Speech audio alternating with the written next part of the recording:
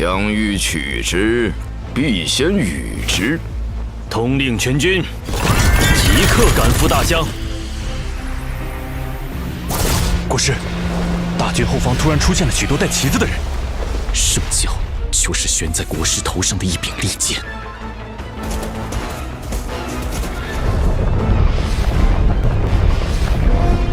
江百归，大湘就是你的葬身之地。 Hello guys, how's everyone doing? Welcome back to my channel. Today we're checking out the Tales of Herding Gods episode 65 spoiler. This part gets pretty interesting, so I thought, why not share it with you guys? Alright then, let's jump straight into the story. So Qinmu's just standing there, frozen, trying to figure out who this mysterious Dao friend even is. And honestly, same, I'm curious too. But then the Eternal Peace Imperial Preceptor starts opening up, real calm, real casual. And what he says, yeah, that would make anyone's skin crawl. It suddenly feels like Qinmu could be removed at any time, quietly, permanently. And the preceptor just smiles, like, relax, don't worry about it. He says he's only sharing what's on his mind because Qinmu's a good listener. If it had been Duke Wei, oh please, the whole court would know by tomorrow. And I'm here thinking, wait, Duke Wei, a legendary loose-lipped gossip? Now that explains a lot about Wei Yang. Then the preceptor takes it a step further. Technically, Qinmu works for the court, sure, but he's not really in it, which in his mind makes this nice and safe. And just when you think that sounds almost flattering, he drops the punchline. Nobody believes a single word that comes out of the heavenly devil cult master anyway. Ouch. You can feel Qinmu's mood drop. Right then, a group of generals approaches, reporting that Heaven Wave City's already been pacified. Big news moment. And I'm sitting here like, whoa, that was fast. They look Qinmu over, confused, until the preceptor formally introduces him as the first Imperial Academician. Suddenly, everyone's impressed. This kid? Mature, reliable, brilliant. Qinmu just smiles politely, taking it all in stride. But the preceptor? He turns south, eyes sharpening. He says this last battle was just a preview. The real storm is still coming. And right as I'm thinking, that sounds serious, the generals panic because they notice he's hurt. Big moment. Wait, is he okay? But he waves it off, pale for just a second before steadying himself again. Says killing a devil god comes with a little recoil, casual. Then he lays out his plan. Send word to the rebels in the south. Two choices. First, he marches in with the army and wipes everything out. Cults, sects, families, scorched earth. Because those are the rules for rebels.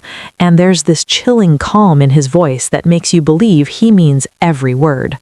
Second option, they settle it martial world style.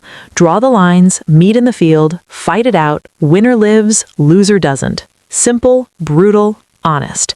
And even the general tasked with delivering the message hesitates, like, is this really okay? And honestly, I'm wondering the same thing. So, the Eternal Peace Imperial Preceptor just looks at Pillar of State He like, what do you mean it's inappropriate? He reminds him, calm as ever, that he used to be a martial world guy too, just like he himself. And I'm over here nodding, like, fair point. Court titles are just new clothes over old scars. But he still worries out loud. If the rebels choose a martial world duel while the preceptor's recovering, what if someone takes a cheap shot? And honestly, yeah, that's a real concern. Backstab levels, high. The preceptor just waves him off, though, and he hurries away to deliver the message. Then it turns into full-on war room mode. Another general steps up, and the preceptor starts laying out orders like he's arranging chess pieces across a massive board. Troops fan out across the land, east to the sea, west to the great ruins, and the tone shifts. Lakes? Suppress them. Rivers? Cross and suppress those too. Cities? Eradicate as they pass.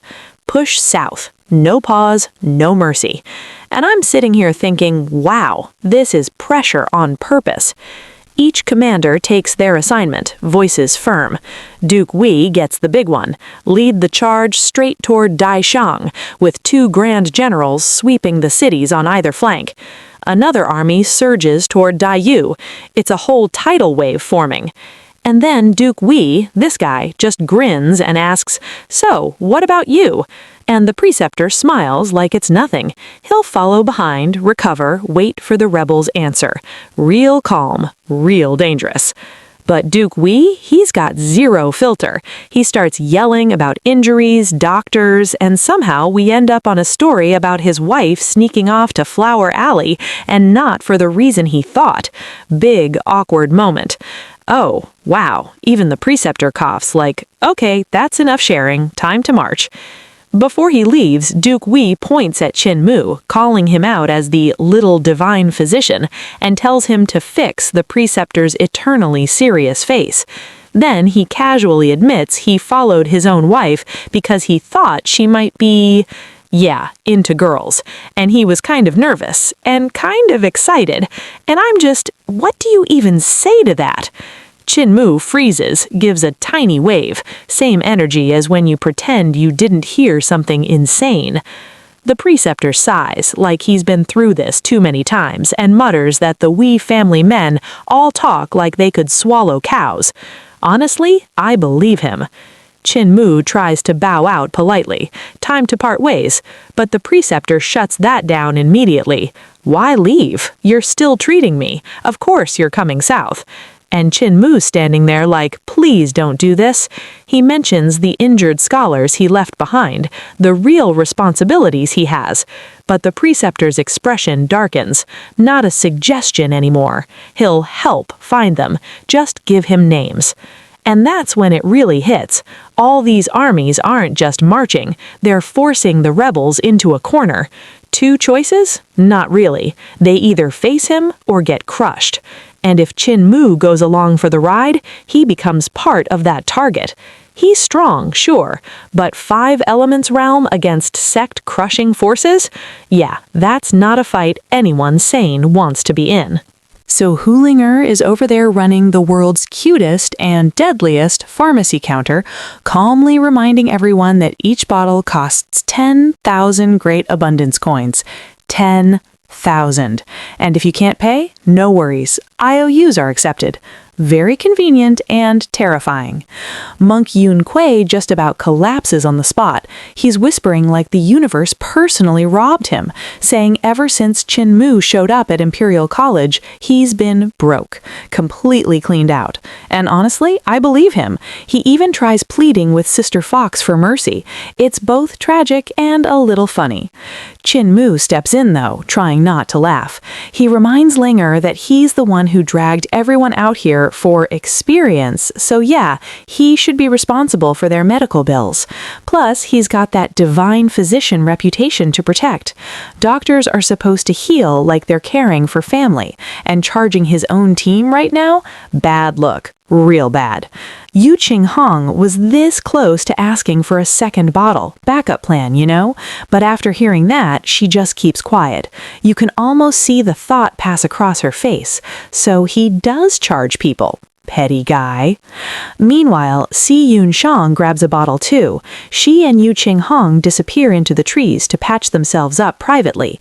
Nothing dramatic, just tending to wounds and making sure there won't be scars later.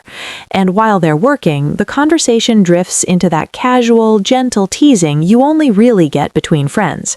One mentions figures, the other laughs it off, talking about how growing older just means, well, more things to deal with, running included. Totally normal girl talk, just happening in the middle of a war zone, no big deal. Then, Si Yun Shang remembers something and wonders aloud if Qin Mu could actually tailor better clothes, because apparently he's also good at that, and Yu Qinghong just about jumps out of her skin. Ask a guy to tailor that? Absolutely not. I don't blame her. Awkward level? Maximum. Back at camp, Qin Mu gathers everyone together. His tone shifts, serious now. He tells them the mission's changed. He has to follow the Imperial Preceptor south, right into enemy territory. The man is injured and Qin Mu needs to stay close to treat him. But he gives them a choice. If anyone wants to head back, this is the time. And you can feel the air tighten, because they all know what that means. Danger ahead, the real kind. The Imperial Preceptor, totally unfazed, adds that he'll even give them guidance on cultivation along the way. Kind of like, yeah, it might be deadly, but hey, free training. And I'm just watching all this thinking, would you go or would you turn back? And the moment the Imperial Preceptor offers cultivation guidance, boom! Everyone's eyes light up like kids seeing fireworks. Yun Kuei even laughs, totally pumped, saying of course they have to head deep into the southern borders. He's already imagining himself preaching Buddhism to hardened rebels like it's a traveling outreach tour. Ambitious guy. Meanwhile, Qin Mu's just watching them and sighing inside. They really don't get it yet. This isn't some field trip with extra credit. This road they're stepping onto, it's the kind you might not come back from, even if you throw everything you've got at it. Heavy stuff. But still, they go. Life and death up to fate, someone says, like a toast before a storm. And honestly, goosebumps. The Imperial Preceptor travels light, cloak fluttering as he heads south. Qin Mu trails behind with the group, listening as Si Yunshang fills him in on what they went through. And yeah, it was bad. But somehow their luck was still better than his. They got blasted away by Dutian Devil King too, but at least they didn't have to deal with monsters like Long Jiaonan breathing down their necks. Small blessings. Turns out, the Dragon Keelan had landed nearby when chaos broke loose, so they sprinted straight for him. Smart move. And when the heavenly devils descended like a nightmare wave, the Dragon Keelan stood his ground, and wow, he fought hard. Fire, teeth, raw muscle, the whole deal. The others basically survived by staying within his orbit. Qin Mu hears this and just stares at the big guy stunned, and Hu Liying quietly leans in, whispering that the Dragon Keelan's been eating their food the whole time, doing nothing, and now he's suddenly playing guardian for somebody else. She sounds almost offended, then suggests, very sweetly, that maybe they should squeeze a little more value out of him than just dragon saliva. Qin Mu nods like, yeah, fair enough. As they keep moving, he glances back at Heavenwave City growing smaller in the distance. He wonders aloud if Long Jiaonan's been dealt with by now and the Dragon King as well. Probably gone, and with them, the Dragon Rider sect's techniques, lost forever. Same with Great Mountain Sect, wiped out. And he can't help thinking how much knowledge vanished with them. Especially Devil Withdraw Command, that spell designed to send devils back where they came from.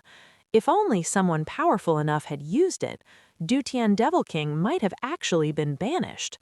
But now, that art died with its people, and that hurts. Behind them, Heavenwave City is still a wreck. Soldiers rebuild walls, clear rubble, ferry troops across the river by the thousands. No one rests. The army rolls on toward the south like an endless iron tide. Inside the city, patrols sweep the ruins, rounding up survivors and hunting rebel stragglers. They even carry paintings of wanted criminals, comparing faces one by one. And in the middle of all that tragedy, a soldier pauses beside a girl. And she is striking. Dark green gown trailing to her feet, hair pinned neatly, light makeup, quiet, dignified beauty, the kind that tells you she comes from an old, wealthy household. The soldier lingers for a breath, just appreciating the view, then moves on. But the camera stays. Because as the girl stands there, shell-shocked and silent, the red jade earring on her left ear moves. Just a little. And then you realize that's not jewelry. It's a tiny red snake, alive, coiled through the piercing like some elegant predator pretending to be decoration.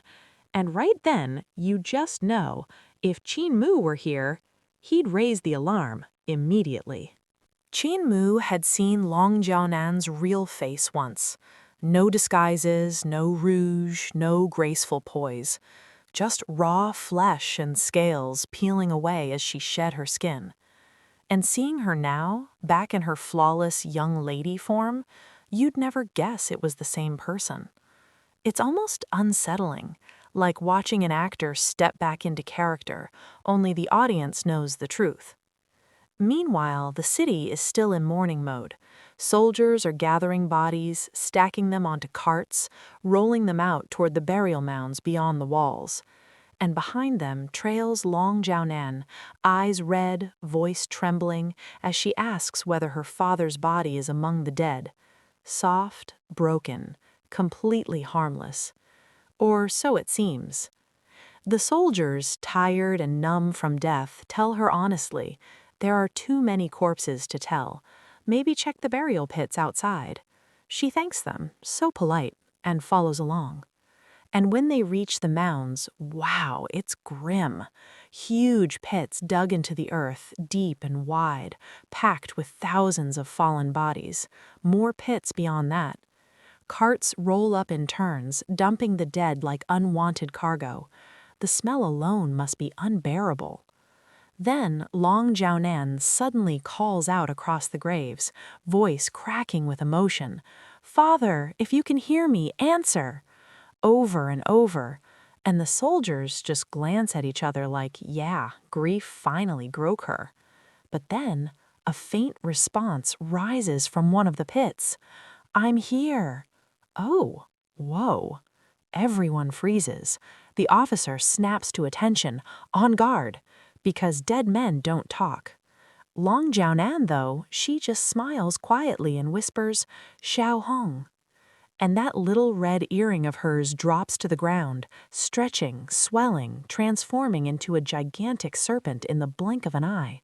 Venom rolls off its fangs like mist. Soldiers gasp, too late. They collapse one by one as the snake surges forward, devouring them in sweeping, terrifying motions.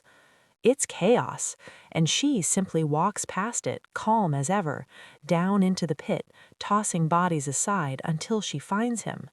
The Dragon King. Not dead, just injured, recovering mid-skin shed. She laughs, relieved, calls herself his daughter out of habit, then corrects herself when he reminds her, son. The relationship might shift outwardly, but the bond is still sharp and old. He explains he played dead to survive the devil god, smart move, and whistles for his companion. A strange little creature crawls out of the forest, part snake, part dragon, red as burning coals, still alive, still loyal. They'll both need time to heal, he says, so their son will take the reins for now. And with that, Long Jiaonan summons the giant snake. Demon mist swirls. The beast coils around them, lifts, and rockets into the sky, gone before the stunned soldiers in the city even realized what had happened. And as they fade into the clouds, the Dragon King asks the question that's been burning in his chest. Who caused this disaster? Long Jiaonan's answer is cold. It was the academician Qin, the one who summoned the devil god, the one who destroyed their sect. And even though he escaped, the Dragon King doesn't care, because in his mind, Dragon Rider sect isn't dead as long as the two of them still breathe. And revenge? Yeah, that's coming. Brutal and personal. Far away, completely unaware, Qin Mu is still traveling south with the Imperial Preceptor, the army thundering past them like a steel river, racing straight toward the next storm.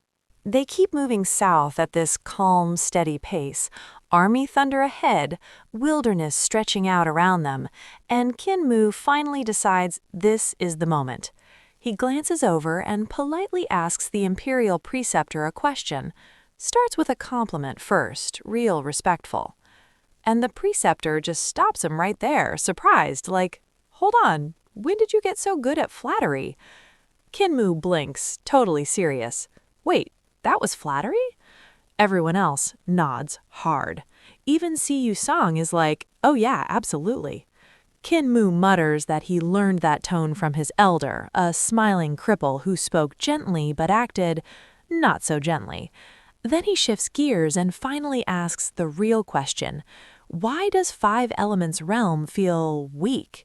And honestly, that's a great question. Spirit Embryo realm feels powerful and sharp, but Five Elements, it's like there's this huge potential buried inside and no real way to unlock it. There are literally 5 gods dwelling there, so where's the big leap? Everyone else leans in. Yeah, they've wondered the same thing. The Imperial Preceptor looks at them, stunned. He even asks if the Imperial College never taught this. They all shake their heads. Big sigh. Major disappointment. You can practically feel the kids these days energy. So he breaks it down. 5 Elements divine treasure isn't just decorative. It's tied to the actual 5 Elements star sovereigns in the sky, sovereign-level gods, not minor spirits. And every time they use techniques and that strange power drops from the heavens into their bodies, yeah, that's the 5 Elements answering. Gold to metal, wood to growth, fire to flame, water to flow, earth to stability. He asks if their star sovereigns have already returned to their palaces. They nod again. Another sigh. Apparently the curriculum is garbage now. Because that moment when the sovereigns return means you've mastered the elements, and once that elemental power merges with your vital chi, it literally changes its nature, adds attributes, makes it richer. And then he shows them. He lifts a hand, boom, a golden shield forms out of thin air. Gold. It fades, and suddenly the plants around them explode in rapid growth, vines stretching and leaves swelling like time just hit fast forward. Wood. Then water surges beneath their feet, lifting them, carrying them forward like a living river. Water. Fire follows, bright clouds of flame blooming under them as they glide through the air. Fire. Finally, the earth itself rises, stones and soil swirling together into a massive floating sphere. Earth. And just like that, he dismisses it all. The world calms, they drift gently back to the road like nothing happened. He explains that this isn't the same as the spirit embryo's control, and it's completely different from the 4 bestial chi forms like green dragon and vermilion bird. Those don't simply equal wood or fire. Each of them actually hides all 5 phases inside. He looks back, and everyone just has that face, that I'm reading a cosmic calculus textbook face. And he's like, seriously? Do you not get any of this? Then he shakes his head, defeated. This batch really is the dumbest I've ever taught. Ouch. So guys, that was the episode 65 spoiler. If you enjoyed it, make sure to hit the like button and tell me in the comments which episode you want next. And if you're new to the channel, don't forget to subscribe. I'll see you in the next video. Bye guys!